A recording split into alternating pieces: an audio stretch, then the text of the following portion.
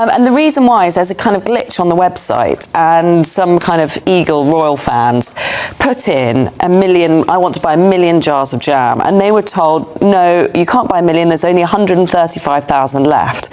And if you do the maths, it means she sold about, you're better at maths than me, AJ, but she sold about 862,000 a lot. Jam. Anyway, and we have to say, I'm one of those who have been scoffing all along, saying, God, Meghan's selling jam, what next? This isn't dignified for extended member of the royal family, ex-member of the royal family. But to be fair to her, if she's made 27 million, then, I suppose she's having the last laugh. Yeah, she is. Very nice. I need to start making jam ASAP in 2026. That's my new resolution. So now that you've heard that, let's all just take a moment, because what you just watched was not commentary, it was not opinion, it wasn't even analysis.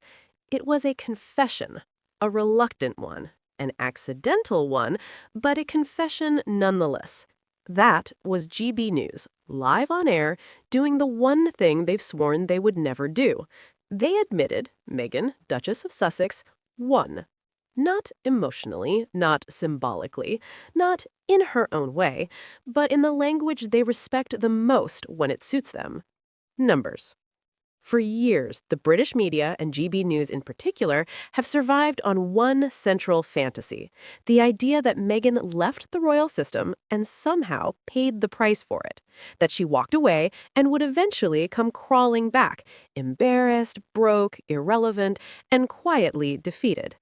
That fantasy has been repeated so often, it became muscle memory. Meghan is desperate. Meghan is clinging to relevance. Meghan is selling jam now? That last one was supposed to be the punchline. Except here's the problem with punchlines. They only work when the person you're laughing at doesn't turn around and buy the entire comedy club. And that is exactly what happened here. What you just saw was Charlotte Griffiths starting off smug, dismissive, and comfortable because she thought she was on familiar ground, scoffing at Meghan, questioning her dignity, rolling her eyes at the idea that a woman who used to sit beside heads of state would dare to build a consumer brand. And then reality kicked the door in. Suddenly, there was a glitch on the website. Suddenly, someone tried to buy 1 million jars. Suddenly, there were only 135,000 jars left. And suddenly, the math couldn't be avoided. 862,000 jars sold. Not projected, not rumored, not exaggerated by fans. Calculated, on air, by her critics. You can hear the shift in her voice when she realizes what she's just admitted. That uncomfortable laugh, that pause, that moment where the script she's relied on for years just evaporates. Because once you say that number out loud, you can't unsay it. Once you admit Meghan, Duchess of Sussex, moved nearly 1 million units of anything, the narrative collapses. And that's when the jealousy creeps in. Because notice what happens next. Charlotte admits she's been scoffing all along. She admits she didn't think it was dignified. She admits she judged Meghan for stepping outside the royal mold. And then, and this is the moment that matters, she pivots. If she's made $27 million, suddenly dignity gets very flexible. Suddenly the goalposts start sprinting. And then comes the line that tells you everything you need to know about where we are now. She's having the last laugh. That's not praise, that's resignation. That's the sound of someone realizing the person they underestimated has already crossed the finish line while they were still mocking in the starting block. And when Charlotte jokes that she needs to start making jam herself, that's not humor, that's envy wrapped in a comedy track. Because here's the truth no one on that panel wanted to say directly. Meghan didn't just sell jam, she sold proof. Proof that she never needed the institution to succeed.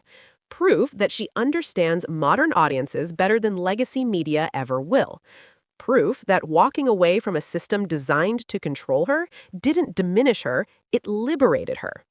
And that's why this moment matters so much, because the British media has spent years telling us that Meghan was nothing without the royal machine.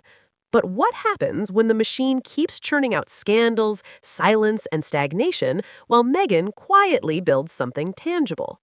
What happens when the woman May said was obsessed with money turns out to be good at business?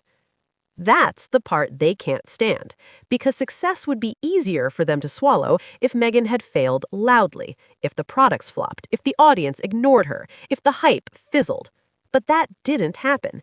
Instead, demand overwhelmed supply. Instead, people tried to buy 1 million jars in one go. Instead, GB News had to sit there and do the math. And here's what makes this even more delicious. Meghan didn't go on a victory tour. She didn't release a statement. She didn't leak numbers to friendly outlets. She let her critics discover the truth themselves. Live, on air. That's power, because when your enemies are the ones breaking the news of your success, you've already won the narrative war.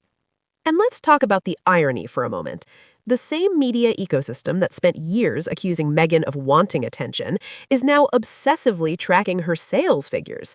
The same voices that mocked her for leaving duty behind are now openly wishing they'd thought of her business model first. And the same people who said she'd be forgotten are now centering entire segments around how well she's doing.